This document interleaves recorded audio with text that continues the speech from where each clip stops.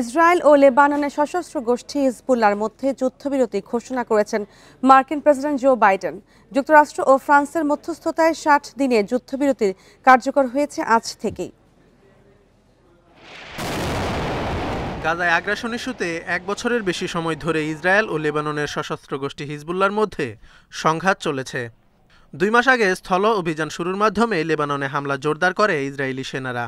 এরপর থেকেই নানা মহল থেকে যুদ্ধবিরতির চাপ বাড়তে থাকে। এছাড়া হিজবুল্লাহর প্রতিরোধের মুখে লেবাননে খুব একটা সুবিধাও করতে পারেনি ইসরায়েলি বাহিনী। মঙ্গলবার ইসরায়েল ও হিজবুল্লাহর মধ্যে যুদ্ধবিরতি ঘোষণা করেছেন মার্কিন প্রেসিডেন্ট জো বাইডেন। মধ্যপ্রাচ্যে শান্তি ও সমৃদ্ধি অর্জনে এটি গুরুত্বপূর্ণ পদক্ষেপ বলে মন্তব্য করেন তিনি। এ সময় গাজায় যুদ্ধবিরতির জন্য ওয়াশিংটনের প্রচেষ্টা অব্যাহত থাকবে বলেও জানান মার্কিন প্রেসিডেন্ট। ইসরায়েল ও হিজবুল্লাহর মধ্যে স্থায়ীভাবে সংঘাত বন্ধের প্রথম পদক্ষেপ এটি। নতুন করে এই অঞ্চলের নিরাপত্তা আর হুমকির মুখে পড়তে দেয়া যাবে না। আগামী ৬০ দিন সীমান্তে মোতায়েন থাকবে লেবাননের সশস্ত্র বাহিনী। এই সময়ে লেবানন থেকে ইসরায়েল তাদের সেনা প্রত্যাহার করবে। অন্যদিকে লেবাননের দক্ষিণ সীমান্তে নতুন অবকাঠামো নির্মাণে বিরত থাকবে হিজবুল্লাহ।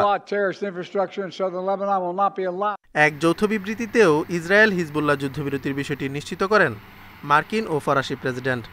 চুক্তি বাস্তবায়নে যুক্তরাষ্ট্র ও ফ্রান্স ইসরায়েল এবং লেবাননের সঙ্গে কাজ করবে বলে প্রতিশ্রুতি দেন তারা। জাতিসংঘ, ইউরোপীয় ইউনিয়ন ছাড়াও যুক্তরাজ্য, অস্ট্রেলিয়া ও জাপান সহ বিভিন্ন দেশের নেতারা এই যুদ্ধবিরতিকে স্বাগত জানিয়েছে। ডোনাল্ড ট্রাম্পের বিজয়ে উৎসাহিত হয়ে বিদায়ী মার্কিন প্রশাসন চুক্তিটি করেছে বলে দাবি ট্রাম্প শিবিরের।